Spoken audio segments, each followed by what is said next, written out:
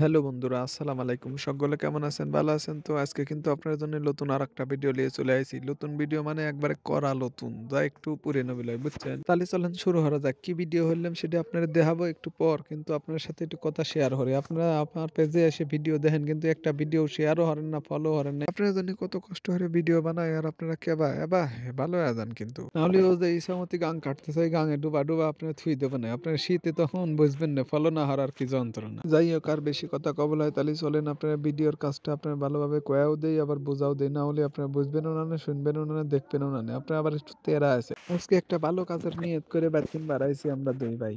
তো আমি গাড়ি চালাচ্ছি আর আমার ভাই ভিডিও হারতেছে, বুঝছেন? তো ভালো কাজটা হচ্ছে গোরস্থানের খাদেমের জন্য একটা পোশাক বানাবো, যার কারণে গোরস্থানের খাদেমের কাছেই যাচ্ছি। আর আগে দুইজন চলে গেছে, যে গোরস্থানের খাদেম যদি গোরস্থানে না থাকে এই জন্য তাড়াতাড়ি পাঠা দিছি, ওরা কইলে যে আছে, এই জন্য আমরা একটু পরেই যাচ্ছি, বুঝছেন? এই জন্য যাই দেখি কি হয়। আর হ্যাঁ, যে পোশাকটা বানা দেবো এটা কিন্তু আমার ইসলামিয়া টেইলার্স এর পক্ষ থেকে নেবে, বুঝছেন? আপনারা এই জন্য আমার ইসলামিয়া টেইলার্স এ মাঝে মাঝে যাবেন, দেখবেন আমার কাজ কিরকম হয় সেটাও দেখবেন। আর বেশি সময়ই লাগে না আমার বাড়িতে আসতে, বুঝছেন? এই তাড়াতাড়ি পাওয়া যায়। আমরা এই যে দেখতে দেখতে আমার ঈদগার ময়দান পাওয়া গেছি। ঈদগার ময়দানে আপনারা কিটা কিটা নামাজ পড়ছেন কমেন্টে কিন্তু জানা যাবেন। এটা কিন্তু বিখ্যাত ঈদগাহ ময়দান, ৮ গ্রামের ঈদগাহ ময়দান। দেখতে দেখতে ঈদগার মাঠ পাড়া আবার মাদ্রাসার কাছেও চলে আসি। মাদ্রাসাতেও দেখা যাচ্ছে, আবার সাথে গোরস্থানও দেখা যাচ্ছে। তো বেশি সময় আপনার হেনতেন দেখা বেলা গোরস্থানে কিভাবে ঢুই এটা তো আপনারা সকলেই জানেন। এরপর গোরস্থানের মধ্যে যায় ঢুয়ে দিয়ে দিয়ে ওরে বাবা, খাদেমের সাথে সকলের দ্বারা কথা করছে। আমিই পাশ ফিরে গেছি, আমার ভাইও আগে চলে গেছে, বুঝছেন? তারপর খাদেমের সাথে যা কথা কইলাম, খাদেমের সাথে কথা কয়ে মাপ লেখা শুরু করে দিলাম। বাবা মাপ লেওয়ার পরে আবার বলে লেখাও লাগে, এই জন্য আমার দেখাইলে গেল যে ওই পাশে যা লেখা লাগবে। তাড়াতাড়ি আমি আবার ওই পাশে চলে গেলাম। ওই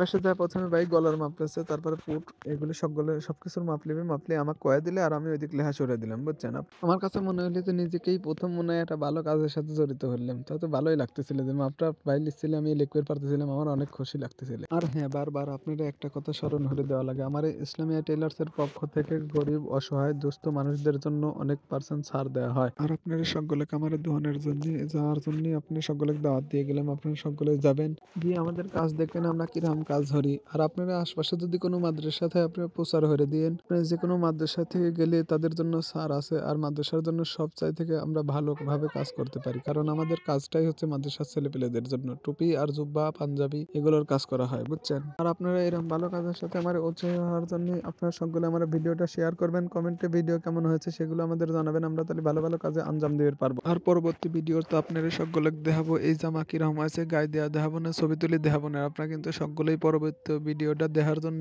আমার পেজটা ফলো করে থাকবেন। আর সকলে ৫ ওয়াক্ত নামাজ কালাম পড়বেন, নামাজ ছাড়া কোনো উপায় নাই। এই জন্য নামাজ একটাও কেউ ছাড়বেন না। নামাজ যে পড়ে না সে ব্যক্তি কাফের, আর যে ব্যক্তি পড়ে সেই ব্যক্তি মুমিন। এই জন্য প্রত্যেকে চেষ্টা করবেন নামাজ আদায় করার। আসসালামু আলাইকুম ওয়া রাহমাতুল্লাহি, আল্লাহ হাফেজ।